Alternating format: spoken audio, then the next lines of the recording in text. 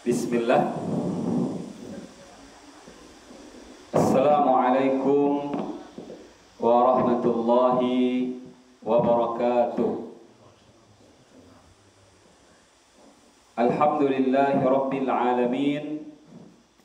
Ashhadu an la ilaha illallah wa ashhadu anna Muhammadan abduhu wa rasuluh.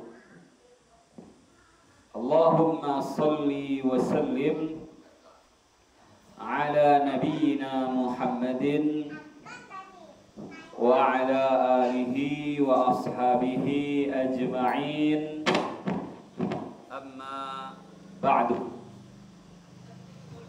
Bapak-bapak, ibu-ibu, kaum muslimin wal muslimat, jamaah majelis ta'lim rahimani wa rahimakumullah. Alhamdulillah, kita bersyukur kepada Allah pada malam hari kini kita kembali Allah mudahkan untuk hadir ke masjid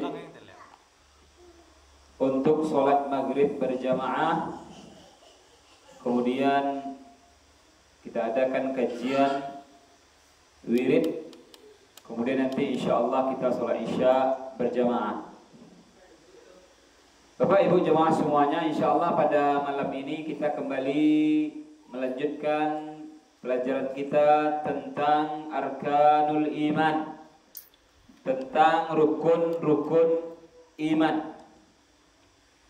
Dan kita sudah sampaikan bagaimana bentuknya, bagaimana kita beriman. Kemudian kita bahas pertama sekali yaitu al-imanu billahi, iman kepada Allah Subhanahu wa ta'ala.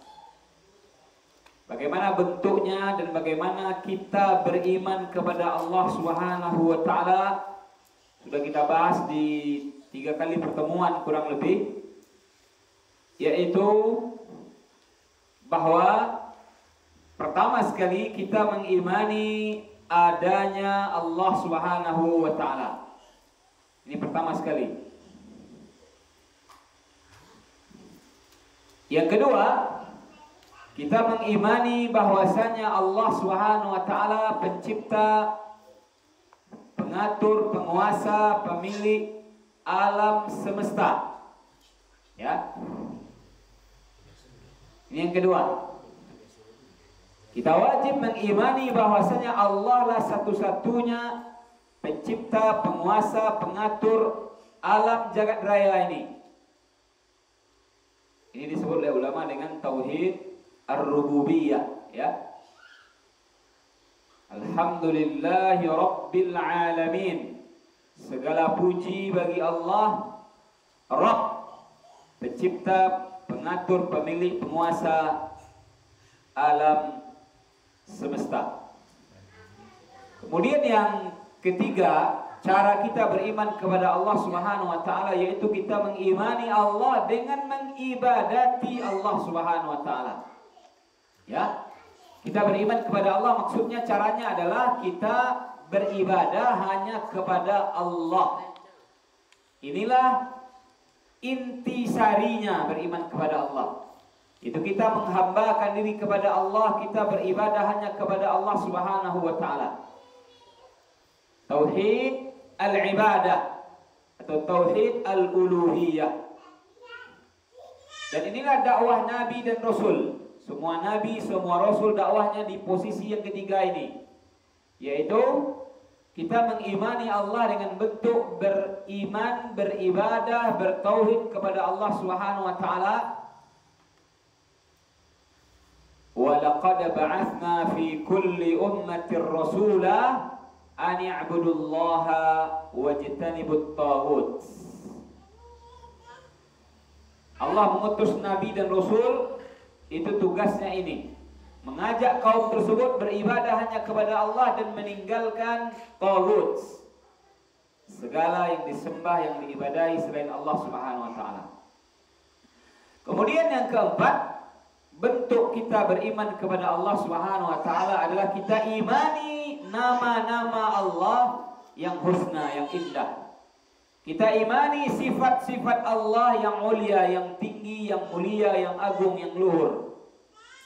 Allah memiliki nama-nama, Allah memiliki sifat-sifat yang disebutkan dalam Quran, yang disebutkan dalam hadis yang sahih. Maka kita imani, kita yakini, kita terima nama-nama Allah itu dan sifat-sifat Allah itu. Kita sudah bahas panjang lebar bagaimana tentang nama-nama Allah yang indah dan sifat-sifat Allah yang mulia. Kemudian insyaallah pada malam ini kita lanjutkan ya, yaitu buah manis. Artinya hasil dari kita beriman kepada Allah Subhanahu wa taala. Apa manfaatnya, apa buahnya, apa hasilnya kalau kita mengimani Allah Subhanahu wa taala dengan penjabaran 4 tadi. Maka diantaranya yang pertama diantara buah atau hasil atau manfaat kita beriman kepada Allah, yaitu kita akan berharap kepada Allah semata. Kita hanya akan berharap kepada Allah Subhanahu wa taala semata. Harapan kita tertumpu, tertuju, tergantung kepada Allah Subhanahu wa taala. Karena kita yakin dengan Allah, kita beriman dengan Allah Subhanahu wa taala. Allah yang mengatur, Allah yang menguasai, Allah yang memiliki semuanya, ya. Sehingga Bapak Ibu, kita berharap kepada Allah Subhanahu wa taala semata. Di dalam Al-Qur'an di juz 30 di surah di juz Amma kata Allah Subhanahu wa taala, wa ila rabbika farghab.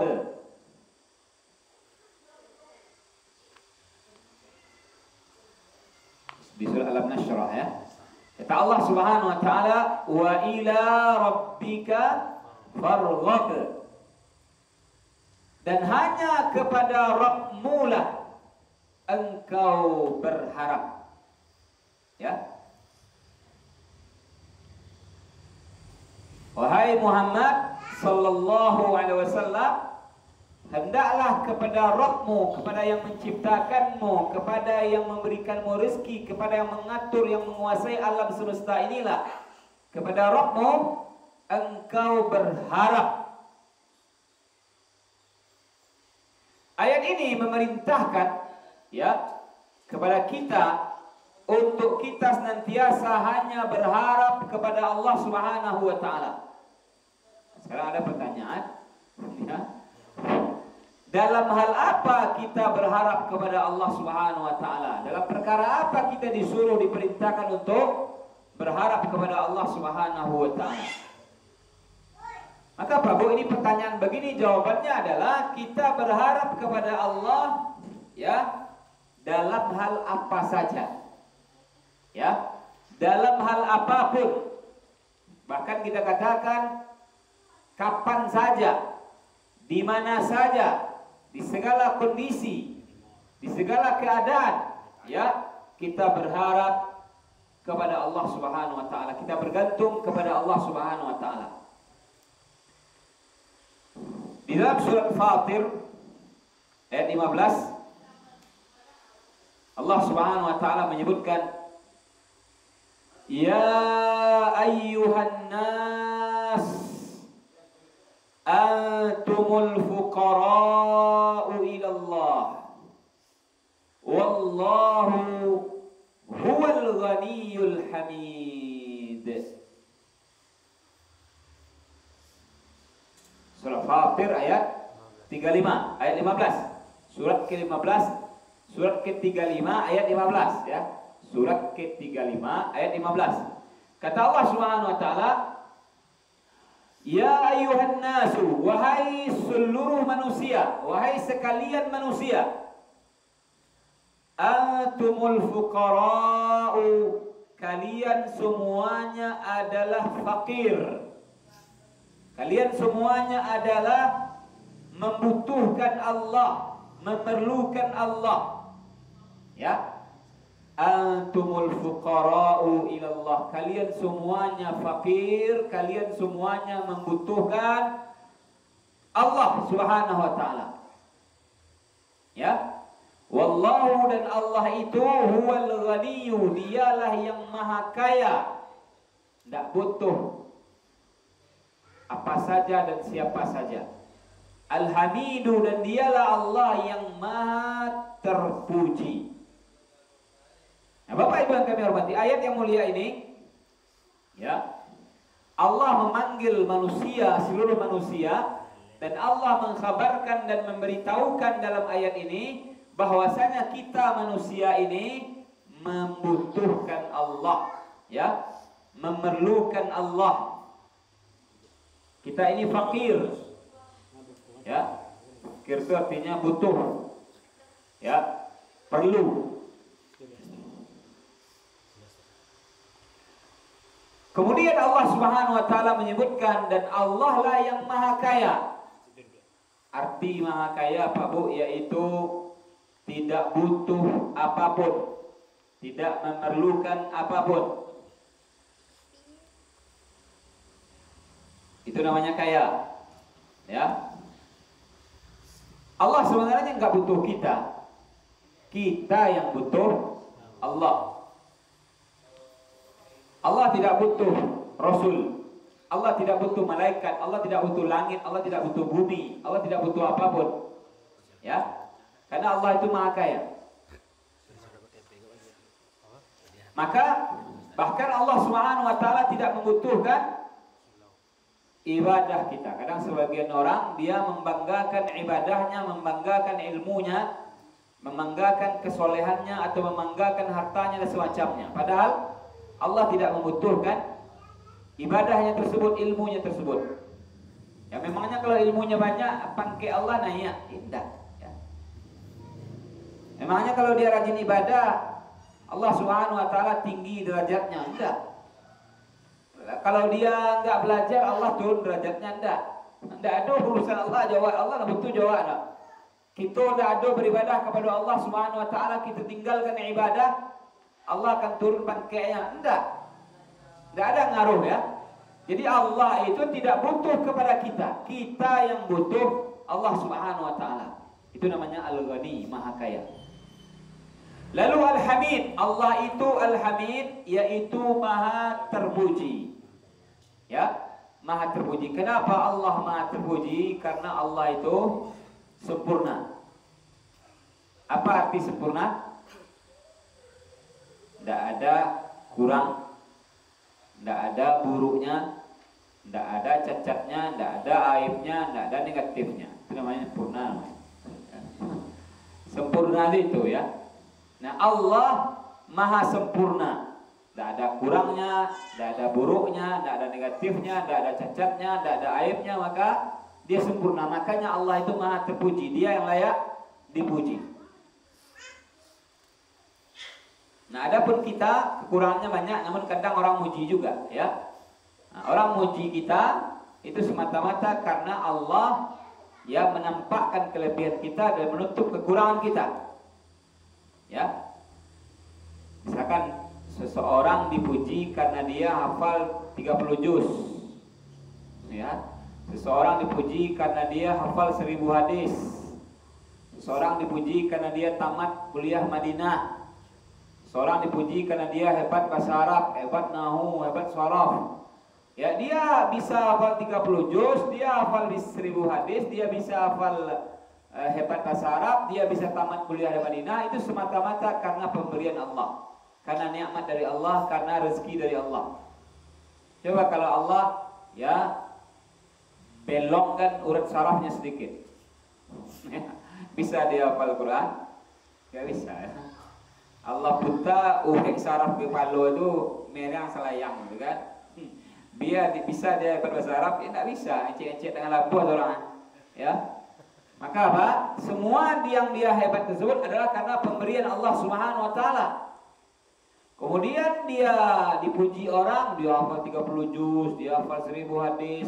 Itu karena semata-mata Allah melampok aibnya, menutup aibnya, buruknya dia. Coba kalau orang tahu aibnya, nggak mau orang muji dia ya. Coba kalau orang tahu buruknya dia, orang nggak mau muji. Ya, langsung orang pakai paja tuje, langsung begitu sekali ya. Kalau tahu buruk kita, aib kita sama orang, orang nggak akan muji kita. Nah, jadi sebenarnya yang berhak dipuji adalah Allah Subhanahu wa taala. Baik, jadi kita membutuhkan Allah dalam segala kondisi, dalam segala waktu, dalam segala keadaan. Bahkan disebutkan oleh para ulama sejak awal penciptaan kita sampai kita hidup, sampai kita meninggal dunia, semuanya kita membutuhkan Allah Subhanahu wa taala, ya. Agar kita bisa bergerak, yaitu kita membutuhkan bantuan, pertolongan, kemudahan dari Allah Subhanahu wa taala. Ya. Agar kita bisa mudah bekerja, mencari nafkah dan seterusnya, ya. Itu juga butuh pertolongan Allah Subhanahu wa taala. Agar kita bisa selamat dari musibah, selamat dari keburukan, selamat dari hal yang tidak baik, itu juga butuh pertolongan Allah Subhanahu wa taala. Agar kita mudah mengurus aktivitas sehari-hari, itu juga kita butuh pertolongan Allah Subhanahu wa taala. Intinya bahkan sampai-sampai kita beribadah kepada Allah, ya, itu juga butuh pertolongan Allah. Makanya kalimat bahwa yang disebut oleh para ulama yaitu kalimat la haula wala quwwata illa billah. Apa artinya? Tiada daya, tiada upaya kecuali izin Allah. Baik. La haula wala quwwata illa billah. Ya, tidak ada daya. Daya ini apa ini? Daya listrik. Ya. Tidak ada daya, tidak ada sesuatu yang bisa membangkitkan kita. Yaitu tidak ada daya untuk kita berbuat baik. Ya. Tidak ada tidak ada daya kita bisa berbuat baik. Salat, berwudu, baca Quran, berzikir, mengajar, kajian, semuanya. Ya, ke surau ya, ke infak, bersedekah, berzikir dan seterusnya. Tidak ada daya kita bisa berbuat baik. Dan tidak ada kekuatan. Kekuatan apa? Kekuatan kita selamat dari namburuan. Tidak ada kekuatan kita bisa aman dari hal yang tidak elok. Hal yang buruk, hal yang tidak elok. Ya. Illa billahi, kecuali kalau ditolong oleh Allah. Kecuali kalau diizinkan oleh Allah Subhanahu wa taala. Jadi kita bisa elok dan kita bisa selamat dari namburuan semata-mata karena pertolongan Allah Subhanahu wa taala, semata-mata karena kemudahan dari Allah Subhanahu wa taala, semata-mata karena izin dari Allah Subhanahu wa taala. Maka ikulah yang akan didapatkan oleh orang yang beriman kepada Allah dengan iman yang benar. Dia akan berharapnya kepada Allah Subhanahu wa taala.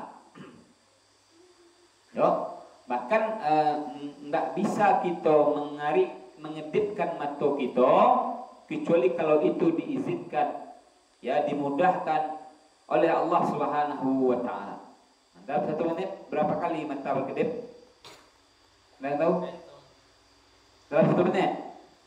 Kalau dalam 1 menit masih bisa ditong ya. Kau itu Kau dicek ya. Hitong pakai apa? Stopwatch ya. Dia kan selesai. Kalau awak tahan, awak kedipkan dah bahas ya. Nah, jadi intinya adalah kita akan ya bergantung, berharap kepada Allah Subhanahu wa taala. Dalam urusan dunia kita bergantung kepada Allah, berharap kepada Allah. Dalam urusan akhirat kita berharap bergantung kepada Allah. Dalam kondisi senang, susah, sehat, sakit kita berharap bergantung kepada Allah. Ya, sebelum beramal, sedang beramal, setelah beramal kita berharap kepada Allah Subhanahu wa taala. Intinya seluruhnya kita akan berharap bergantung kepada Allah Subhanahu wa taala. Ini nanti akan menyebabkan kita ini bisa menjadi tawadhu. Tawadhu rendah diri, itu rendah hati.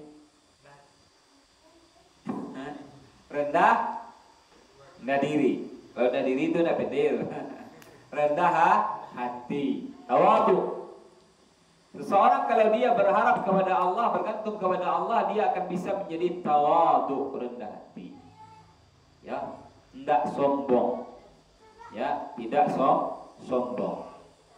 Makna sombong? Meremehkan orang. Kemudian satu lagi apa? Menolak kebenaran. Menolak kebenaran. Al-kibru batarul haqqi wa ghamtun nasi. Sombong itu adalah menolak kebenaran dan meremehkan orang lain. Apalagi orang lain itu muslim, jangan remehkan ya. Baik, ini buah pertama dari beriman kepada Allah Subhanahu wa taala. Buah kedua, ya. Manfaat yang kedua lagi. Yaitu buahnya atau hasilnya atau manfaatnya kalau beriman kepada Allah, yaitu akan tunduk, patuh kepada aturan Allah, kepada keputusan Allah, kepada takdir Allah, kepada ketentuan Allah. Tunduk, patuh, bahasa Jawanya nerimo, ya, terhadap aturan Allah, terhadap keputusan Allah, terhadap takdir Allah Subhanahu wa taala. Ini buahnya kalau beriman kepada Allah Subhanahu wa taala. Jadi orang-orang yang benar-benar beriman kepada Allah dengan iman yang benar, dia akan tunduk kepada Allah. Dia akan patuh kepada Allah. Dia akan nurut kepada Allah. Terhadap aturan Allah, terhadap syariat Allah, terhadap takdir Allah Subhanahu wa taala. Ya. Kenapa? Karena ilmu Allah luas. Ilmu kita sempit. Ya, bahkan ilmu Allah itu luas, enggak ada batasnya. Ya.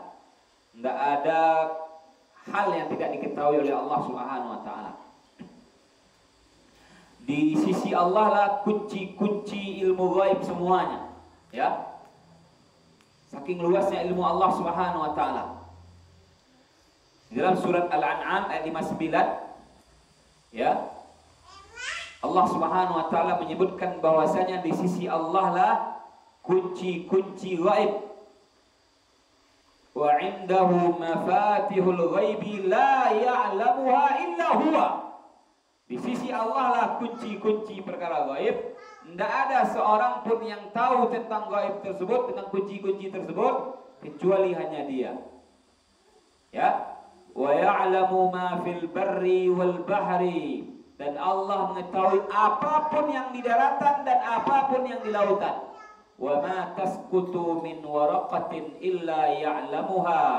Dan tidak ada satu lembar daun pun, tuh helai daun pun yang jatuh ke tanah, ke bumi, melainkan Allah mengetahuinya. Wala habbatin fi dhulumatil ardi. Dan tidak ada satu biji pun yang berada di kegelapan bumi, di dalam tanah, ya. Wala rabbin wala yabisin illa fi kitabim mubin. Tidak ada yang kering, tidak ada yang basah, semuanya melainkan Allah tahu semuanya, telah tertulis dalam kitab yang mulia, dalam Lauhul Mahfuz. Jadi ilmu Allah sangat luas, ya, tanpa batas. Allah yang maha tahu, karena ilmu Allah luas, Allah yang maha tahu apa yang terbaik bagi kita. Modeko aturan dibuat oleh Allah, itulah aturan terbaik. Modeko syariat ditetapkan oleh Allah, itu syariat terbaik. Modema takdir yang ditentukan Allah, itu takdir terbaik. Ya, karena ilmu Allah sangat luas. Ya. Nah, terkadang kita tidak memahami atau kurang memahaminya. Ya. Allah mengatakan dalam surah Al-Mulk ayat 4 balik. Ala ya'lamu man khalaqa wa huwal latiful khabir. Bukankah Allah yang mengetahui semua ciptaannya? Allah yang mengetahui seluruh ciptaannya. Ya. Dan Allah itu sampai-sampai mengetahui dengan segala detail, maha begitu luas ilmu Allah Subhanahu wa taala. Ya. Jadi Allah, Bapak Ibu, ya, ilmunya luas tanpa batas, mengetahui seluruh keadaan makhluknya. Apa yang baik untuk kita, apa yang itu bermanfaat untuk kita, maka Allah akan ajarkan dan Allah akan halalkan. Perhatikan ini, ya. Ini prinsip. Ini cetak dengan tinta emas nih, ya. Tidak ada tinta emas, namanya mahal, ya. Perhatikan ini, ya. Apapun yang baik untuk kita dan apapun yang itu elok untuk kita, maka Allah akan mengajarkannya dan Allah akan menghalalkannya. Ya, kita balik ya. Apa saja yang buruk untuk kita dan apa saja yang berbahaya untuk kita, maka Allah tagahan, maka Allah larang dan juga Allah haramkan. Ya. Nah, ini prinsip. Ikut kaidah prinsip manhaj beragama. Ya. Seluruh yang baik untuk kita, seluruh yang berguna untuk kita, Allah ajarkan, Allah halalkan. Seluruh yang buruk, seluruh yang berbahaya untuk kita, Allah larang, Allah haramkan. Ya. Kalau ikut timbul dalam diri kita, sadar kita, ya. Jadi seluruh yang Allah suruh, ya, seluruh yang Allah perintahkan, seluruh yang Allah ajarkan, seluruh yang mulia, seluruh yang halal, itu semuanya baik, rancak, berguna, bermanfaat, positif. Ya. Itu pula seluruh yang Allah larang, seluruh yang Allah tagahan, seluruh yang haram, itu adalah buruk, tidak elok, cilaka, binaso, sansaro. Ya. Itu prinsip. Nah, kalau kita sadar maka kita mau nurut terhadap aturan Allah Subhanahu wa taala. Ya. Allah lebih tahu daripada kita. Ya, kita yang ilmunya terbatas. Ya. Begitu pula kalau sekiranya ketetapan Allah, keputusan Allah, takdir Allah terkadang membuat kita bersedih, membuat kita kecewa, membuat kita berduka, membuat kita sakit hati dan semacamnya, maka hendaknya kita yakini bahwa ada hikmah di balik itu. Ya, ada hikmah di balik musibah tersebut, di balik nanda elok tadi, di balik kejadian yang membuat kita bersedih tadi, kejadian yang membuat kita sakit hati tadi, di balik itu atau setelah itu ada hikmahnya. Namun hikmahnya kok bisa kita ketahui dengan cara capek. Dalam waktu sehari, 2 hari, 3 hari, terasa doa hikmah gunanya. Oh, iya, itu makanya bawa dapat musibah. Itu makanya bawa gak lulus. Itu makanya bawa gagal. Dan seterusnya. Jadi ada hikmah di situ. Ya. Baik hikmahnya itu kita ketahui segera atau nanti atau mungkin dah sekian tahun baru kita itu gunanya. Ya. Itu hikmahnya ternyata, ya. Nah, ada sebuah hadis Nabi yang diriwayatkan oleh Imam Ahmad. Dan ini mungkin hadis ini perlu kita pahami dengan baik karena hadis ini sangat luar biasa. Hadis riwayat Imam Ahmad dari sahabat Anas bin Malik radhiyallahu an, pembantu Nabi selama 10 tahun, ya. Dari kecil dia menolong Nabi. Anas bin Malik radhiyallahu anhu menceritakan pernah suatu hari Nabi Muhammad sallallahu alaihi wasallam bersabda, "Innallaha la yuqdil lil mu'mini qada'an illa kana khairan lahu. Oh, ini luar biasa ya. Pacik-cik gua tanang itu ya. Pacik-cik gua ndak ada galau lah. Galau say goodbye to galau ya. Ndak ada cerita galau lagi. Kalau ini betul-betul dipacik dan dipahami. Kata Nabi, Bapak Ibu perhatikan Dedek.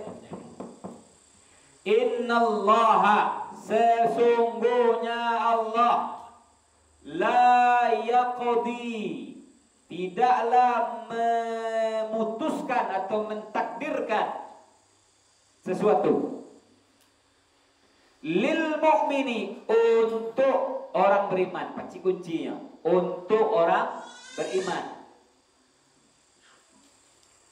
Qada'an dengan sebuah keputusan, dengan sebuah takdir, illa melainkan kana khairan lahu, takdir tersebut, keputusan tersebut adalah sebenarnya atau hakikatnya atau sejatinya khairan lahu, baik bagi dia.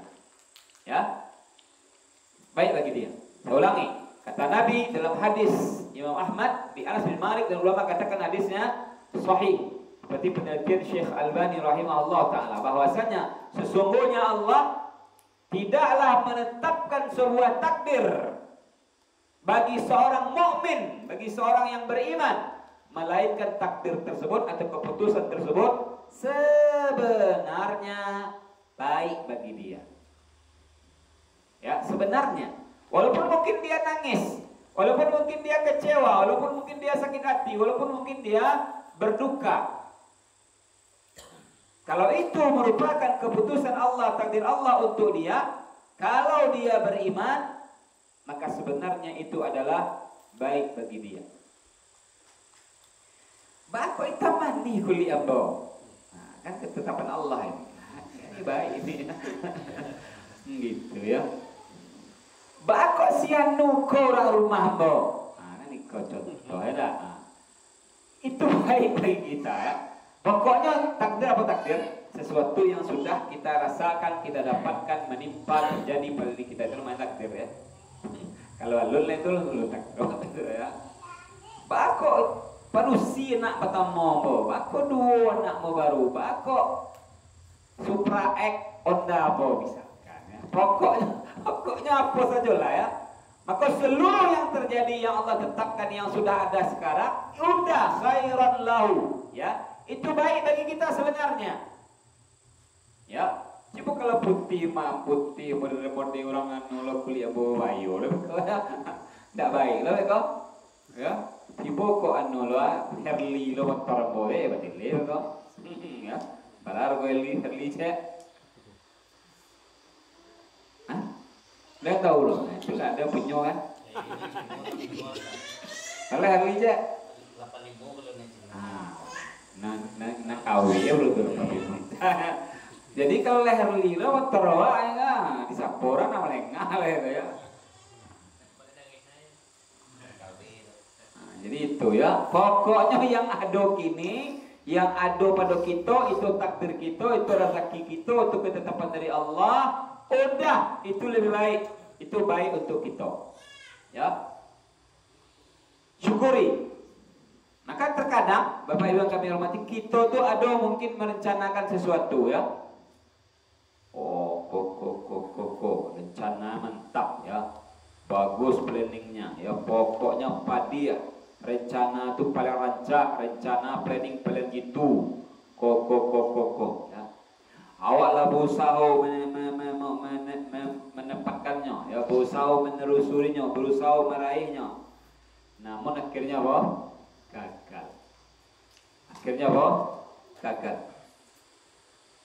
Ini namanya rencana kita enggak sesuai dengan ketentuan Allah. Rencana kita, planning kita enggak sesuai dengan takdir Allah Subhanahu wa taala. Ada musibah, ada yang menghalangi sehingga enggak tercapai planning tadi. Buyar sado, seserak sado. Ya. Ingatlah, ya. Semuanya itu terjadi tersebut ada hikmahnya sebenarnya. Ya, tak jadi dah. Ya. Tidak jadi ya. Allah banu mana. Akhirnya tidak jodoh, tidak jadi, tidak ketemu. Udah itulah ketentuan Allah Subhanahu wa taala. Sampai-sampai ya disebut oleh para ulama al-khairu hiyarullah. Ini petua ulama siswa. Yang terbaik itu adalah pilihan Allah. Yang terbaik itu adalah keputusan Allah Subhanahu wa taala untuk kita. Dalam Quran surah Al-Baqarah ayat 216. Al-Baqarah 216. Kata Allah, wa asa an takrahu syai'an wa huwa khairal lakum. Boleh jadi kalian tidak suka sesuatu padahal sesuatu itu baik bagi kalian. Kita tak suka ya.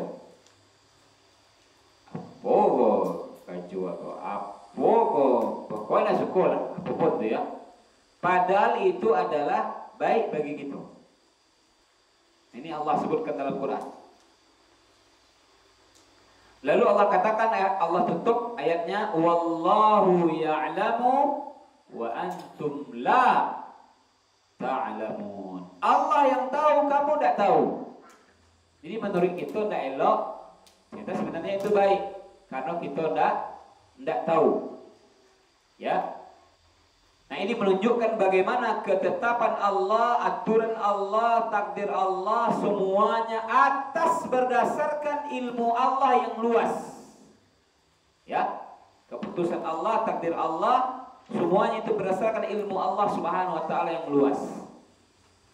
Ada hikmah di situ. Makanya kita beriman kepada Allah supaya kita bisa nunduk, patuh, nerima terhadap syariat, aturan, keputusan, takdir Allah Subhanahu wa taala. Kemudian yang berikutnya ya, yang terakhir, mudah-mudahan bulan depan kita masuk bulan depan Ramadan ya. Nah, pertemuan nanti kita masuk ya. Kita masuk pembahasan yang kedua, yaitu al-imanu bil malaikati, iman kepada malaikat. Berarti tentang iman kepada Allah sudah selesai ya. Karena silsilah rukun iman ini dia agak panjang dan ini ada bertahap ya. Yang ketiga, buah manis yang ketiga beriman kepada Allah Subhanahu wa taala, yaitu ini puncaknya, yaitu mendapatkan atau meraih bahagia dunia akhirat. Seseorang yang beriman kepada Allah, betul-betul beriman kepada Allah dengan iman yang benar, yang sudah kita jelaskan berdasarkan Quran dan hadis tersebut, maka apa? Dia akan bisa meraih atau mendapatkan sa'adah, kebahagiaan ya, dunia akhirat. Dalilnya surat An-Nahl ayat 97. An-Nahl 97. Kata Allah, man 'amila salihan min dzakarin aw untha wa huwa mu'minun falanuhyiyannahu hayatan thayyibah wa lanajziyannahum ajrahum bi ahsani ma kanu ya'malun. Ini Al-Qur'an ini. Surat An-Nahl ayat berapa tadi? 97. Kata Allah, man amila, siapa saja yang beramal solihan, yang soleh. Siapa saja tuh? Yang beramal soleh, yang beribadah baik. Ya. Amal soleh itu amal apa? Amal yang dibangun di atas iman, amal yang dibangun di atas ikhlas, amal yang dibangun di atas sesuai syariat, sesuai Quran dan Sunnah. Siapa saja yang beramal soleh, siapa saja yang berbuat kebajikan, min dzakarin, baik dia laki-laki, au untha, ataupun dia perempuan, wa huwa mu'minun, dan dia dalam kondisi beriman. Nah, ini kuncinya. Ya, ini kuncinya. Kalau ini penuhi, yaitu apa? Beramal soleh dan dia beriman, berbuat baik dan dia beriman. Terserah mau laki-laki, mau perempuan, mau orang Makkah, mau orang Sungai Geringgiang, terserahlah. Mau sarjana, mau tamat SMP, terserah, tak peduli itu ya. Mau tamat Madinah, mau tamat Padang Panjang, terserah, tak peduli itu. Siapa saja yang beramal soleh, baik dia laki-laki maupun perempuan, dan dia beriman kepada Allah dengan iman yang benar. Apa kata Allah? Allah berikan kepada dia kehidupan yang baik. Allah berikan kepada dia hayatan thayyibah, kehidupan yang thayyib, kehidupan yang bahagia ya. Allah akan berikan, ini janji Allah, dan Allah tidak pernah apa? Tidak pernah ingkar janji. Innallaha la yukhliful mi'ad. Allah tidak pernah ingkar janji ya. Allah tidak pernah ingkar janji. Saya ulangi, kata Allah, siapa saja yang beramal soleh, terserah mau laki mau perempuan, terserah, dan inyo beriman, itu kuncinya. Makanya tentang iman, tentang akidah, tentang tauhid harus didahulukan ya. Bukan yang lain, tidak perlu. Perlu semuanya, namun didahulukan. Apa kata Allah? Allah berikan kepadanya kehidupan yang baik. Di mana ini? Di dunia. Kehidupan yang sakinah, kehidupan yang barokah, kehidupan yang penuh manfaat, kehidupan yang berguna bagi orang banyak. Ya, adonyo nak mengganggu orang dah, adonyo nak mengacau dah, adonyo nak jadi sampah dah. Itu namanya kehidupan baik namanya, kehidupan yang Allah berkahi. Lalu apa kata Allah? Kemudian Allah berikan balasan kepada dia dengan balasan yang lebih baik daripada yang dia amalkan tadi, yaitu Allah berikan pahala yang besar. Allah berikan surga ini di akhirat ya. Jadi orang yang beramal soleh dan orang yang beriman, maksudnya orang yang beramal soleh yang didasari dengan iman, yang beriman yang benar, maka dia Allah berikan kebahagiaan di dunia, dan juga Allah berikan balasan pahala kebahagiaan di akhirat, yaitu masuk surga. Jadi kalau sudah sampai di surga, kaji kita tidak selesai ya. Barakallahu fikum, subhanakallahumma wa bihamdika, asyhadu an la ilaha illa anta, astaghfiruka wa atubu ilaik. Assalamualaikum warahmatullahi wabarakatuh.